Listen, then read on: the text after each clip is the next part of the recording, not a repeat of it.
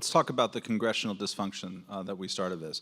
Most people say, at moments of exasperation, Congress doesn't work. Congress is broken, right? And that's usually either a generalized response to they're bickering again and they can't pass the thing, or you don't like the thing that they passed, or whatnot. But you've spent, and I've watched you do this in Grand Rapids, 2 constituents in a diner who were bored. No, I'm just kidding, they're happy. But you've talked about how the process is actually, of the mechanics of the dysfunction is important to understand. Can you walk us through and how maybe that devolved during your 10 years?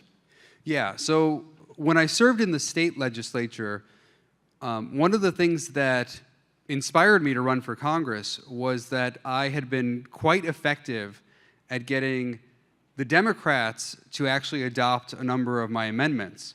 In fact, I was more successful than any Republican. I was a Republican at the time, more successful than any Republican at getting the Democratic leaders who controlled the state house at the time to adopt my amendments. And people found this counterintuitive because I was simultaneously considered the most libertarian and by some measures the most conservative member of the state house. So they thought, well, how is this happening? And it was because I was actually having conversations with the Democrats. I would just go up to them on the House floor and say, hey, here's the problem with your legislation. I'd walk them through it. They would often pull legislation from the House floor or let me offer an amendment, which a lot of times they would just adopt unanimously or with their support. So it was just a matter of being proactive and reaching out, and I found that other members of the state legislature weren't really doing it to the same extent. So I thought, okay, I'm going to take this bipartisan, nonpartisan libertarianism that I have, I'm going to bring it to Congress. And I got elected to Congress. When I got to Congress, I found that it didn't work the same way. You don't have the same kinds of relationships with people on the other side of the aisle. Sure, they're friends, they can hang out even, but they aren't going to work together on things unless it's something that is either, not that important, some insignificant measure, or maybe sometimes a few of the more eccentric members will get together on either side and they'll introduce something that they know isn't going anywhere. But in terms of getting actual legislation through Congress, it's very rare that you see people from both sides of the aisle working together in a way that actually benefits the American people rather than benefiting the members of Congress.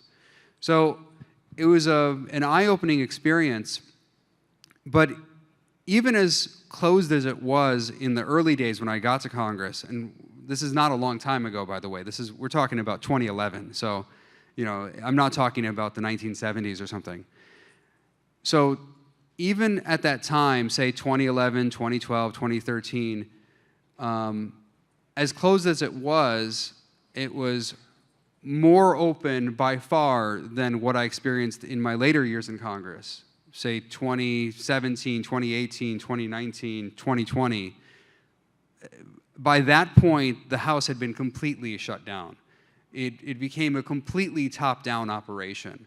In the early days, I could go to the House floor, offer an amendment, and in many cases get a vote on that amendment. Or I could go and talk to people on the other side of the aisle and get us to work together on something. I worked with Democrats like John Lewis on civil liberties legislation.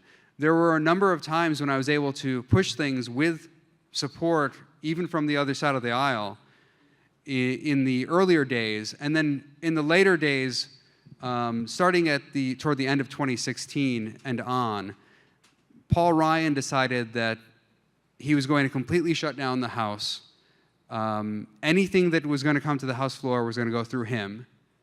And Nancy Pelosi, when she became Speaker, adopted the same attitude. So that's where we are today. And in fact, there hasn't been an amendment freely offered on the House floor, in other words, where it doesn't go through some kind of screening by the leadership, by the Speaker of the House.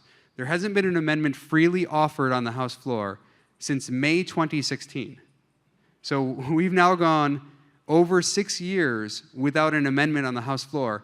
And in the 200+ years of Congress's history, that had never happened. Wow.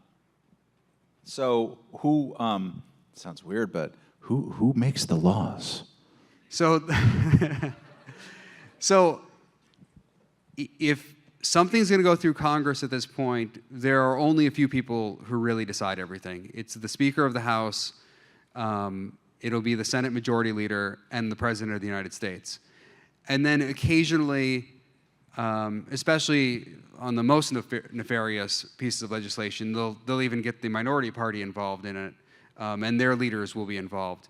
But if you think that you are electing members of Congress to go present their own ideas and offer their amendments, and it's like some kind of laboratory of democracy where we're all working together trying to find the best outcome, that is not happening at all. That's why I'm very critical of the Democrats on their claims about being pro-democracy. I hear the Democrats every day, we have to protect our democracy, our democracy, our democracy on everything. And while the Republicans obviously have been terrible when it comes to democracy in many ways, the Democrats are also terrible on the issue of democracy. Because you can't be good on democracy and then run a congressional system where only the Speaker of the House essentially decides what is going to be voted on. And then they are just sitting in back rooms, drawing up this legislation, bringing it to the House floor, and twisting arms. There's no actual back and forth. There's no amendment process, really. It's take it or leave it on everything. And that is not democracy. Congress should be a place where we discover outcomes, not where outcomes are dictated to us. And now what happens really is you're electing someone to Congress, they're going there, they're being told what to do, how to vote. And I know in some other countries this has been commonplace for a long time. But at least here in the United States, the tradition has been that when we elect our representatives, it's not like a parliamentary system or many other systems around the world. In the United States, when we elect our representatives or our senators, we expect them to represent us. We expect them to go and do what we as constituents think is right within the bounds of the Constitution. And right now, they have no ability to do that.